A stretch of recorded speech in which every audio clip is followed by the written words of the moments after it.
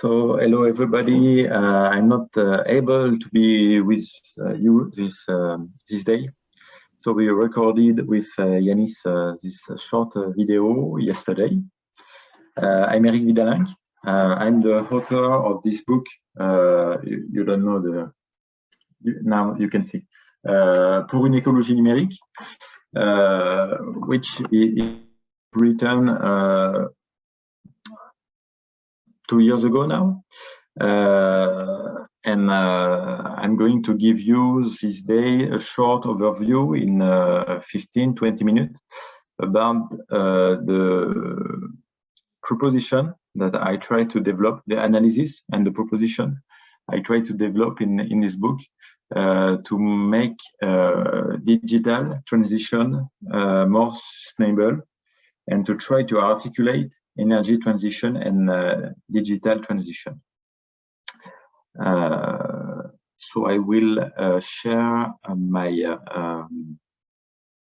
I will try to share my PowerPoint. Yanis, can you authorize share? It's not yet able for me.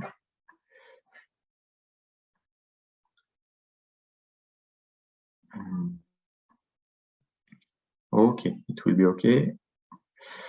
Perfect. Now I think you can see my slides.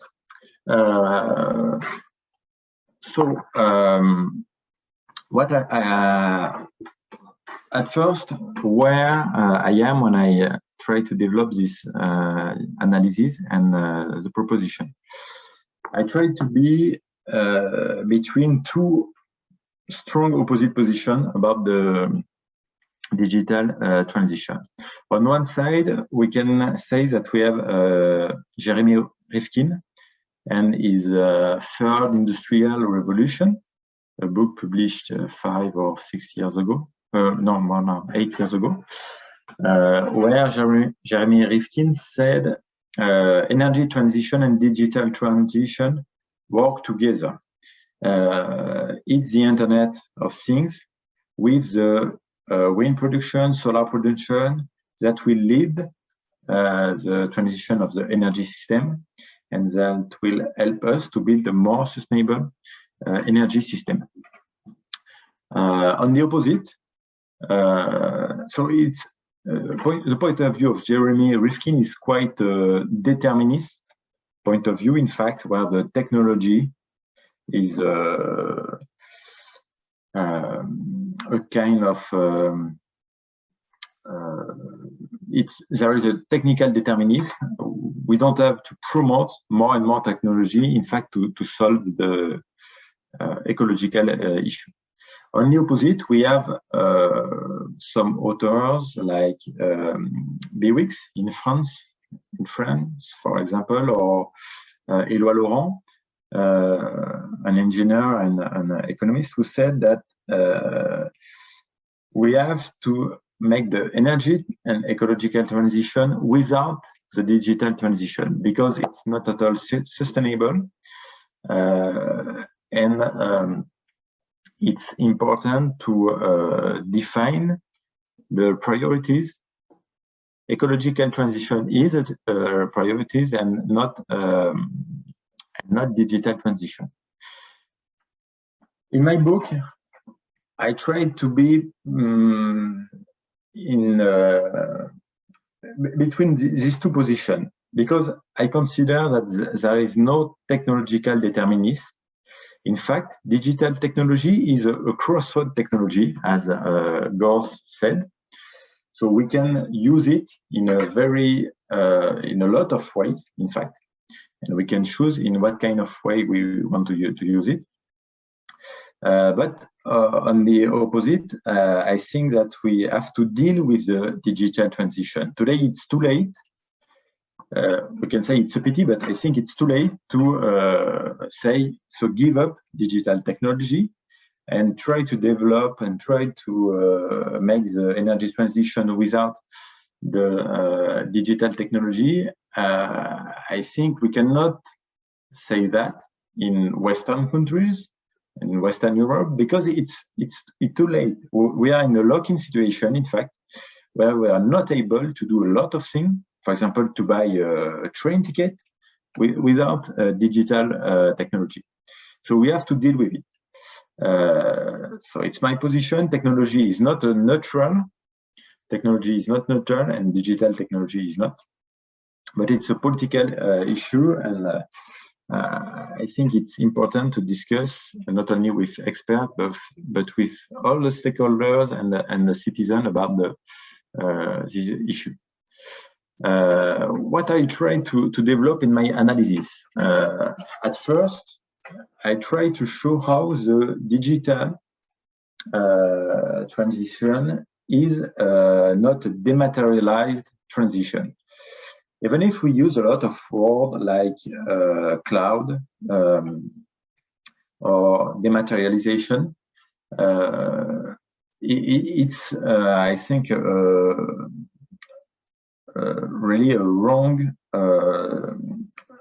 approach to consider things in this way, because when we consider the impact, the environmental impact of the digital technology, we can see that it's quite heavy in terms of environmental impact.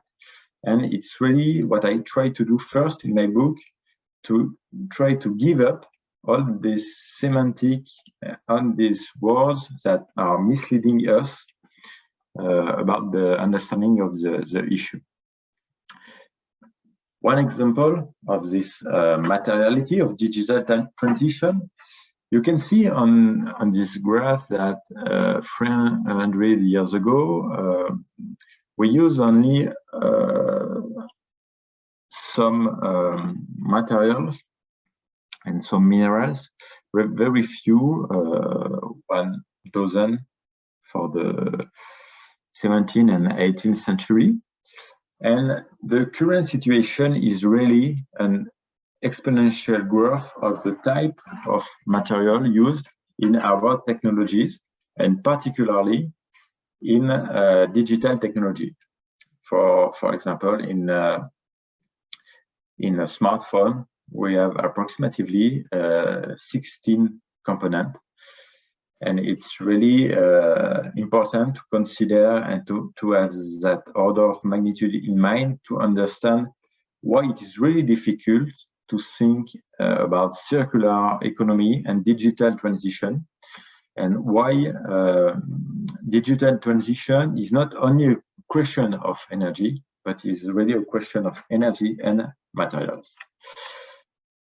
But if you want to consider the environmental impact of the energy of the digital technologies, it's not so easy to appreciate them, because the major impact are in the digital infrastructure, in data center, in networks, in terminals, and not in the uses of the digital technologies. It's really important to understand that,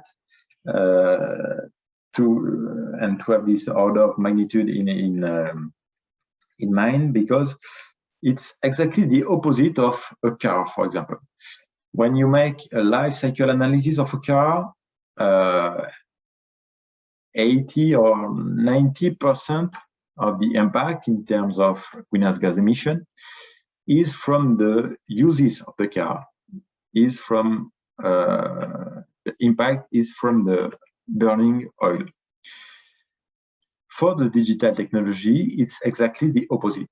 80 or 90% of the impact in terms of greenhouse gas emission comes from the infrastructure and the materiality, the manufacturing, in fact, of the digital technology. So it's really important to understand that, and to understand why it is difficult to evaluate the environmental impact, because to build a smartphone, you have to get material from a lot of countries. You have to use them then in a manufactory in a country, then you sell it in another country, and you use a network and the data center in another country. So you can see it's really an archetype, a symbol of the globalization, and it's really more difficult to make a life cycle analysis about this kind of technology compared to a car, for example. But it's what I try to do first in my analysis. But I only try to show the both sides of the analysis or of the medals. On one side, we can see the burden of the digital technology, and on the other side, I think it's really important to consider what can digital technology can do and how digital technology can help us to change our ways to produce and to consume. And it's not only a question of what ICT is, it's what I said just before. ICT is a material industry, but it's I think it's important to consider to what digital makes to our society. I use here a painting from Pierre Soulages. It's what he said about the black and the light. In fact, he said, "I'm not interested by the black, but I'm interested by what the black makes to the light." So it's a kind of a metaphor I use there. So that's the first steps of my book and my analysis. And then I try to show how we can articulate the two transitions in the current moment. And I think there are a lot of tensions, in fact, for a good coordination of these two transitions. Ecological or energy transition, it's a goal. In fact, it's not. We cannot choose to do it or not. We have to do it, and we have to do it in time. For example, we have to divide by 2 the level of the greenhouse gas emission in the next 10 years, if we consider the last report, special report of the IPCC in 2019. So ecological transition, it's a goal, but we don't always have the tools or the means to reach this goal. Digital transition is not a goal, in fact, even if we consider that it's the modernization, it's logical to digitalize all our way of life or way of consuming or producing. In fact, digital transition, it's only a tool. We can choose to use it or not, but it's not a goal. And I think it's important when we want to articulate this two transition to really consider this transition for what they are, and they are not at the same level. If we want to, I develop, of course, with more details this aspect in my book. But if we want to get some similarities and convergence about this transition, what we can say today in energy issues and digital issues, we have a governance in tension. We have a new governance, in fact. We have a miniaturization of equipment in energy technology or ICT technologies. We have what I call an invisibilization of technical infrastructure. And I think this is really an issue to ask to people to understand what they do have a strong environmental impact. We have a delocalization of environmental impact. For example, in France, we import all the oil, gas, coal, and uranium that we consume. And for the ICT, it's the same. All the material used in our ICT are imported from the rest of the world.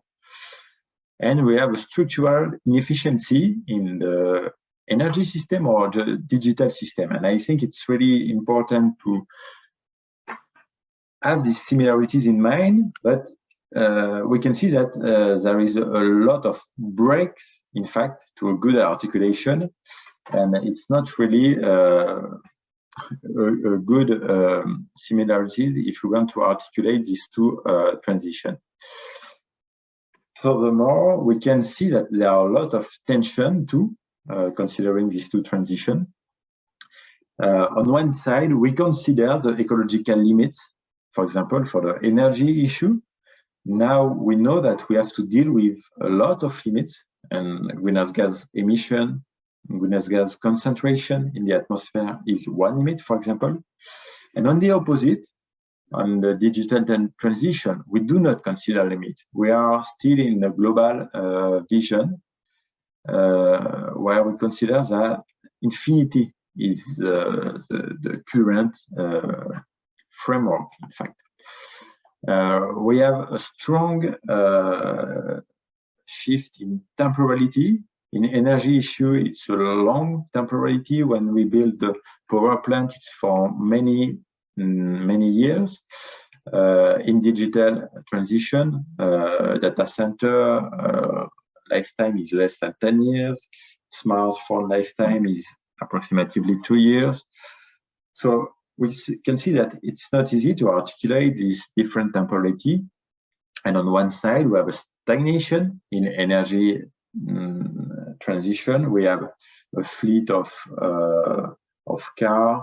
We have a fleet of houses and buildings that are at a high level, but that do not grow. And on the opposite, we have an acceleration of the technological developed in the digital transition, with more and more data used and more terminal used, like a laptop or smartphone, and a lot of technology in the work, in the home. So we can see it's not really easy to articulate these two transitions. Now, I think it's really important to say that even if it's not easy to think the both transition together, we can see a lot of way, a lot of example where we can articulate them in a good way. We can speak of smart farming, smart eating, smart mobility, industry 3 or 4.0, smart grid, smart city. A lot of things where we use ICT to optimize the system. But in my view, it's not what we have to do today. Remember what I said just 5 minutes ago about the energy and ecological transition. We have to divide by 2 the greenhouse gas emission for 2030 in less than 10 years. So we don't need to optimize a global inefficient system. We have to divide by, for example, in France, we have to divide by approximately 5 or 6 the greenhouse gas emission in 30 years. We have to divide by 2 at the scale of the world, the greenhouse gas emission in 10 years. So we really need to transform the system, the way we produce and the way we consume. If we think that with soft optimization, we are at the meeting point, it's not the case, in fact. It's a way to continue to use an inefficient energy system, and it's a way to continue to emit a lot greenhouse gas emissions. So the issue is really to transform the system and not to optimize it. And what I try to do in my proposition to try to finish in 5 minutes. First of all, I think if we want to really articulate the both transition, we have to make the invisible visible. Today, it's quite a paradox that we are not able to say precisely what is the environmental impact of digital technology for the people, for the citizen is really not easy to understand what he can do, if it's important to keep his smartphone for 2 years or 4 years or more, or if he need to use less digital social network or to watch less video. We have a lot of macro data, but we are not able to give a good overview of the impact for the final user. And it's really what I say about make the invisible visible.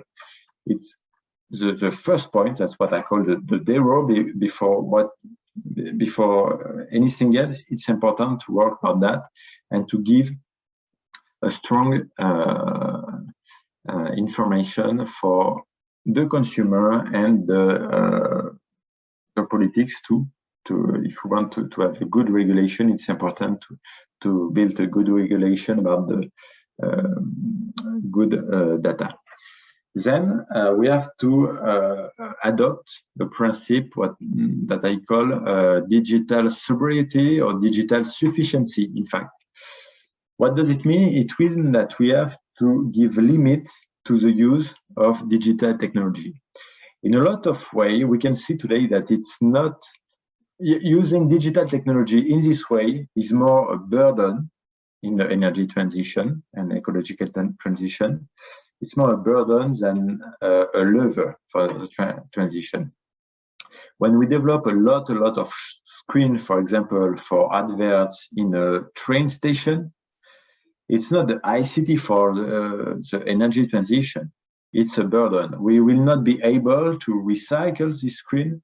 It's the promotion of consuming vision of the society. So it's more a problem than a solution. The digital sobriety is really this step.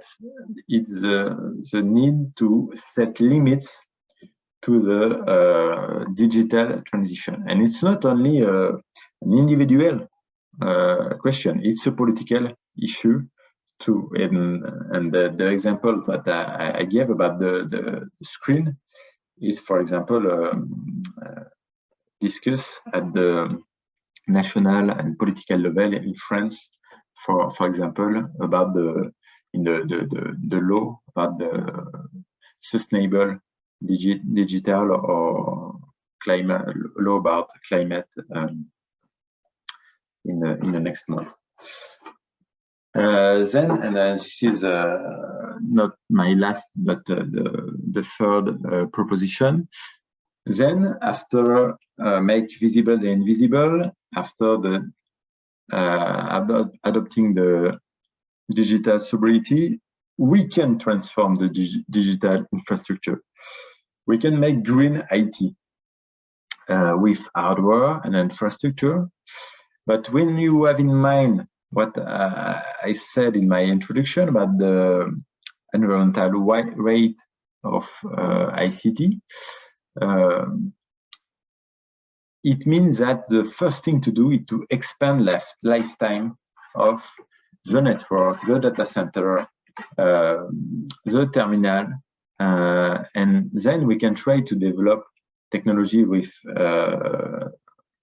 better efficiency. But the first thing to do is really to expand the lifetime with reusing, repairing, and then recycling. But we can see that it's really difficult to recycle, and we have a strong issue about this about recycling IT technology in the next year. And then this is my last proposition, and I will conclude there. When we have this first step, we can at last we can think to how can we really use and adopt digital technology for better consumption and production. And a good example that I like to develop is the car sharing, for example. If you want to share a car with your neighbor, it's not difficult. You can give him the key of the car. He will give it back to you. But you can do that only with your neighbor. If you really want to change the order of magnitude and really develop the car sharing and reduce the number of cars in the street, the uses of the car, the ownership of the car, the ICT and the digital technology can be really useful with apps on your smartphone. You are not obliged to buy a car to access to mobility. You will share a car, and it will be a way to invest in a more efficient way, in a more efficient technology, because electric vehicle is more difficult or is more expensive to buy. If you use car sharing with electric vehicle, it's more easy to use an electric vehicle. So we can see we can really have a good articulation between the both issue. But it's really the last steps, in fact, in the different proposal. I really think it's important to consider the proposition in the order that I developed. So this is what I propose to you. I don't know if I will be able to discuss with you tomorrow, but at last you will have a short overview of my presentation, and I hope it will be interesting for you in this day and in this workshop. Yanis, thank you.